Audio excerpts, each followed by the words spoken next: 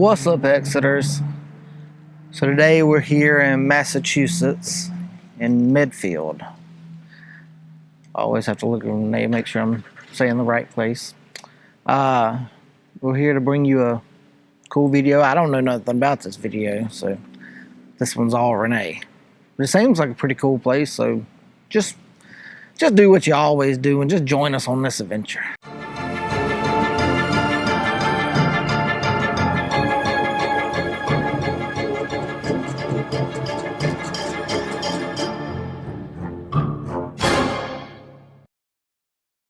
I know we usually give you some dark history or ghost stories with our videos, but that's not the case with Medfield State Hospital.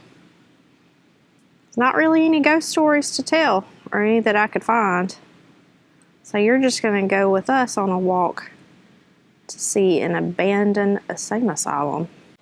When you arrive here to where all the buildings are, it's pretty convenient. They give you an aerial map of all of the buildings, and over here on the side, it's kind of like a list of what all the buildings were named, and they're numbered.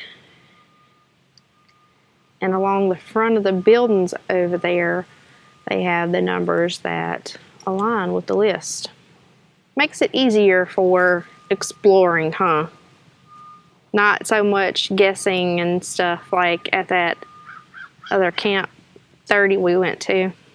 Yeah, that's always helpful. Every place should have something like this.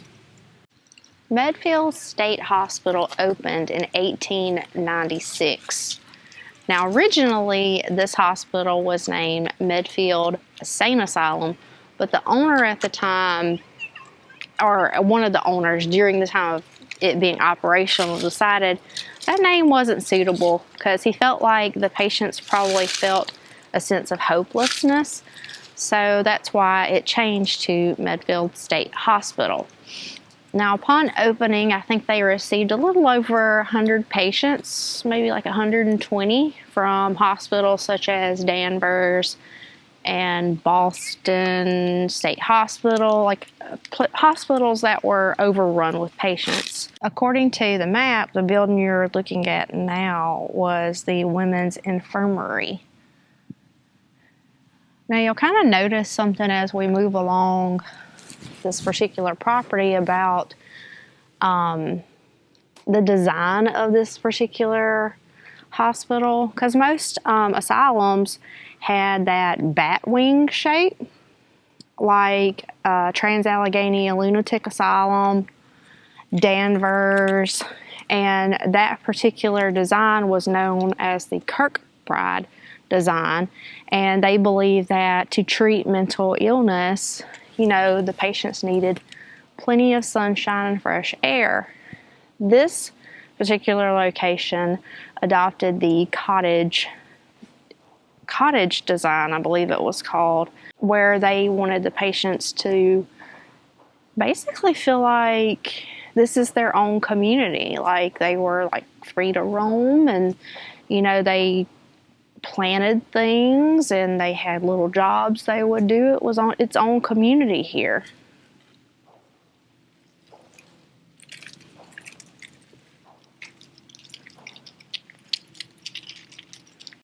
This building right now that you're looking at is labeled as 29, and this was the East Hall, and it was the living quarters for the nurses that worked at the school at the hospital.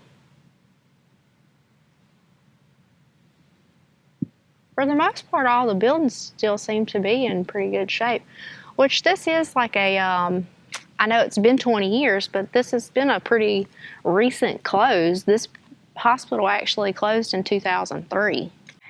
After the initial 120 patients arrived the year of opening, by the next year in 1897, they were already at 1,000 patients here. And really that is what this hospital was designed to hold at capacity was 1,000 patients. But of course, we know our track record with mental hospitals, that doesn't always seem to go as planned, and they always get overpopulated.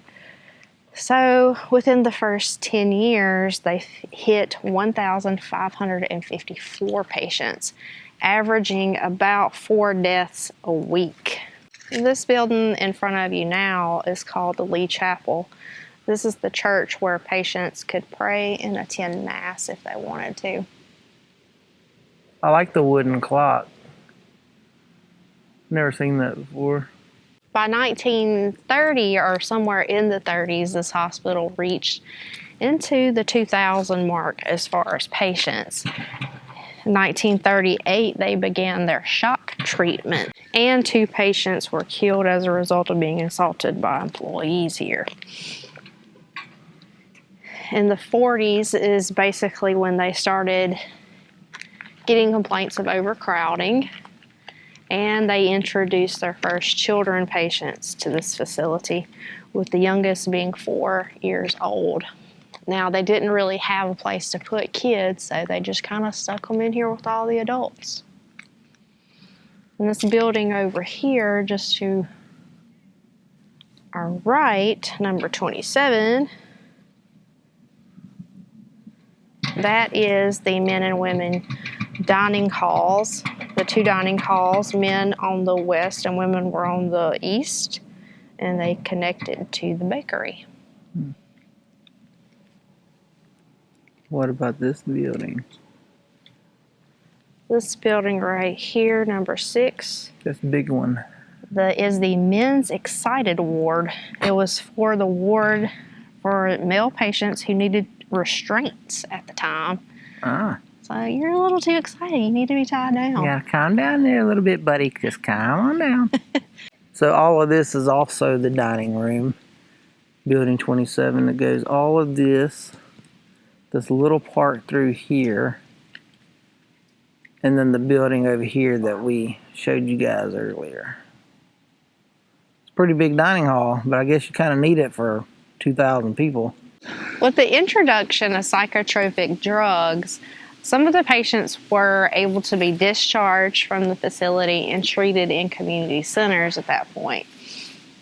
By the year 1999, though, the community raised concerns about the deterioration of the facility, and by 2002, they had come to a conclusion that in 2003 they would be closing the doors to this and transferring the remaining patients to other hospitals. Now, in 2014, the town of Medfield actually purchased the grounds, and they're the reason you see the extremely well upkeep of what is out here now. They have benches, they have porta potties, there's tons of people walking their dogs out here. Some people don't clean up after their dogs, though. But I did read a thing last year. They actually had a meeting about what they were planning on doing with the property. And they had come to an agreement to actually turn the grounds into apartment buildings. Now, whether that means reconstructing and fixing the existing buildings much like Danvers did with their buildings, because that hospital is now apartments also, or just tearing down what's here. It could be a part of history we're about to lose if so. That would suck. Look at me. I want y'all to know something very important. It is colder than a witch's titty out here. Okay? I can't feel my hands. Just want you to know that. This particular building is the Women's Excited Ward. Woo-hoo. All the ladies in their restraints from being too excited.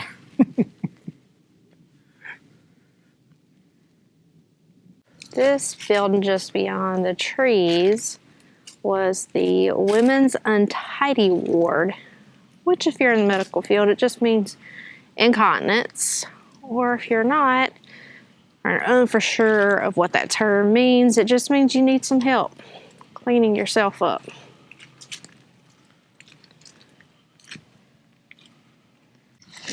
We've made it to the women's workshop. This was for the more stable patients that were able to make repairs on trousers or pants and shoes. One thing you will notice if you come here to visit and check it out that is common on all the buildings is they are prohibited to entry.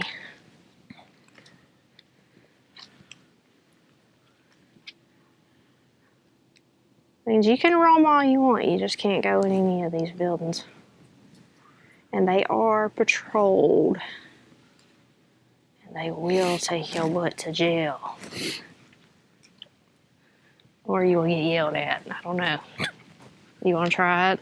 No, I don't need a boyfriend named Bubba. Well, we didn't notice this before, but when we were walking by just now, we saw it. So it looks like they are turning two of the buildings into a future performing arts center and adding a walkway in between them.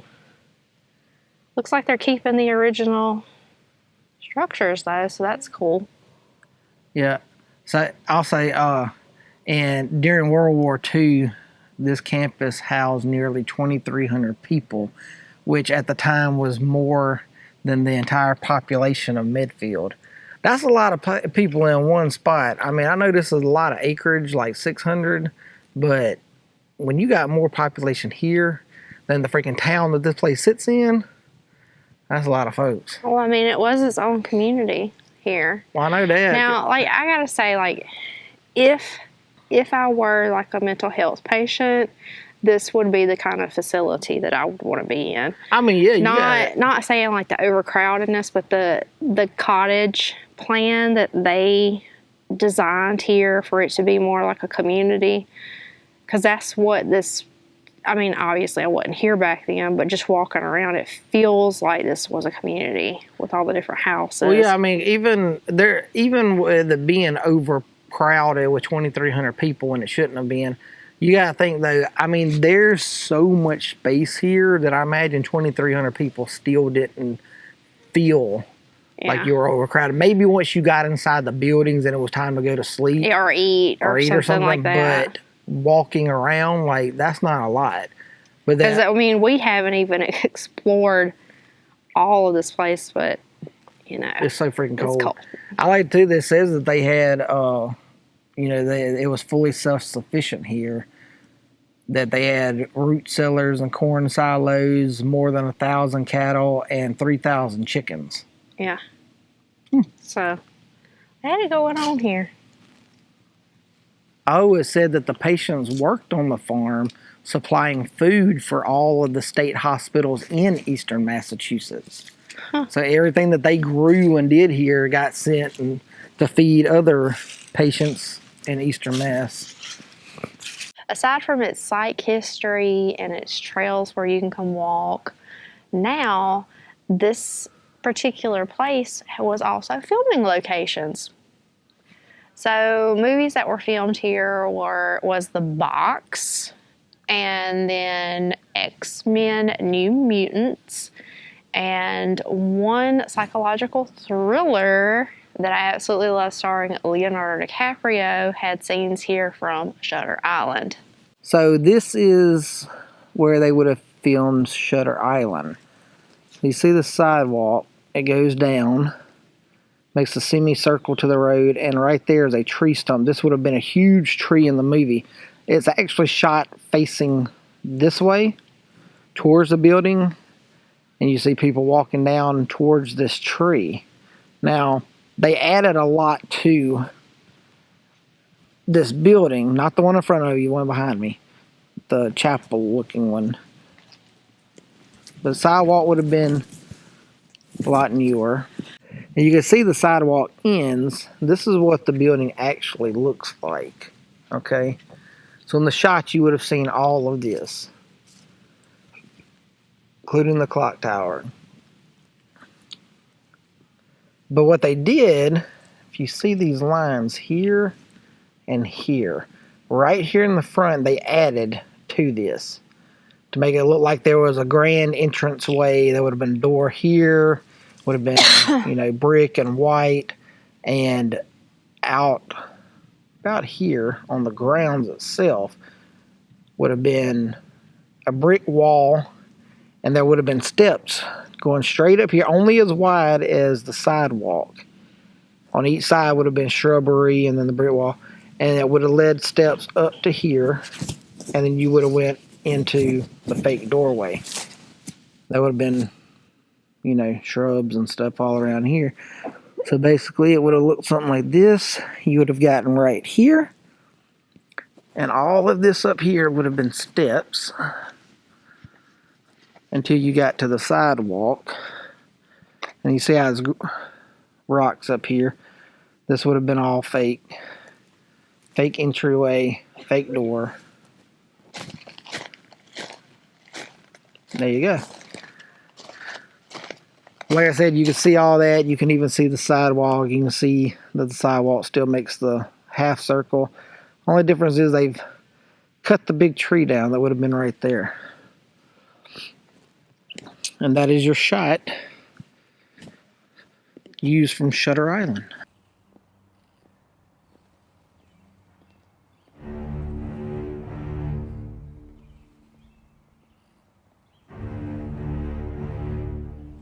So this is the administration building.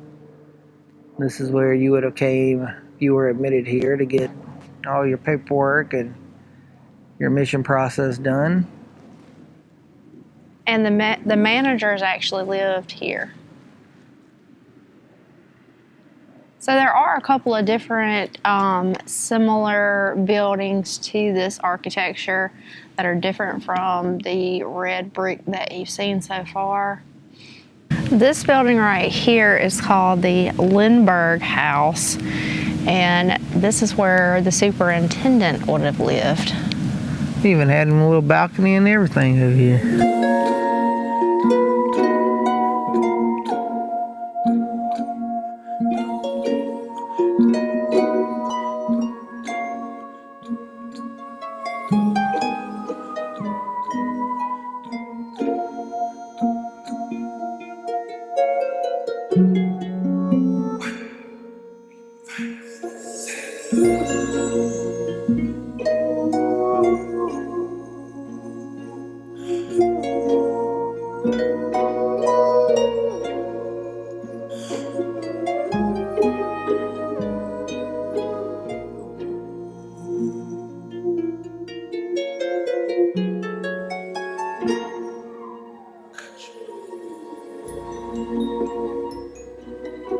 I know you'll probably have a hard time seeing it since we don't have a zoom lens, but there's the water tower. Just over there beyond those trees is where you would find all of the buildings we were just walking through. Oh yeah, right there.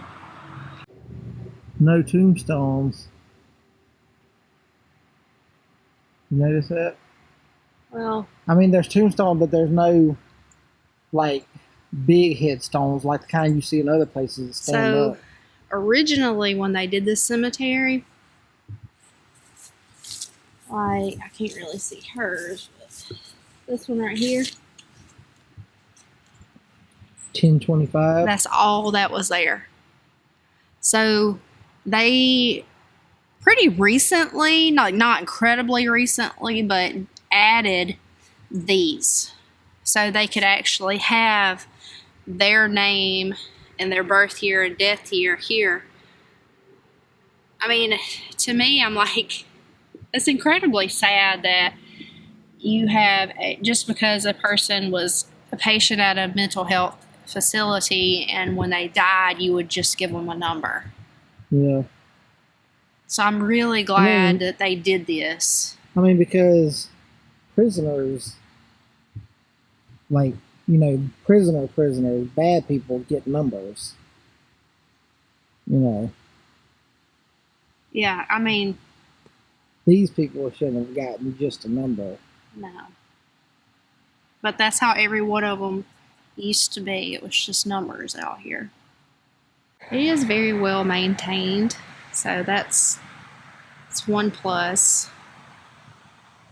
It's very quiet back here other than just the traffic from the road, but that's, the trees are kind of separating that. Yeah.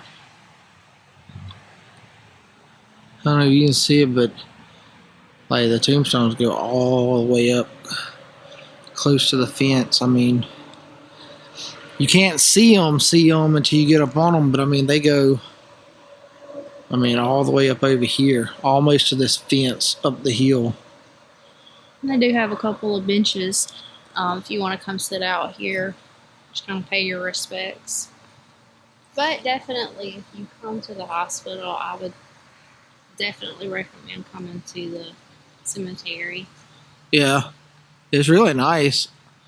Like, this grounds are very well maintained, and it's kind of peaceful out here because, I mean, it's out in the woods for the most part. We're gonna leave you today with this video with a plaque just outside of the cemetery. Remember us, for we too have lived, loved, and laughed. Nice.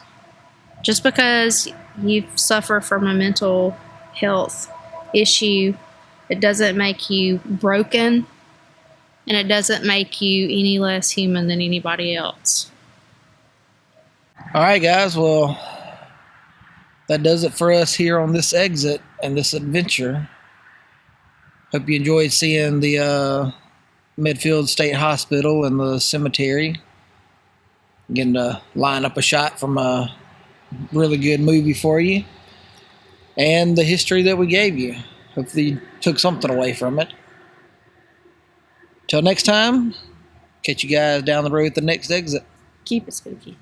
Later.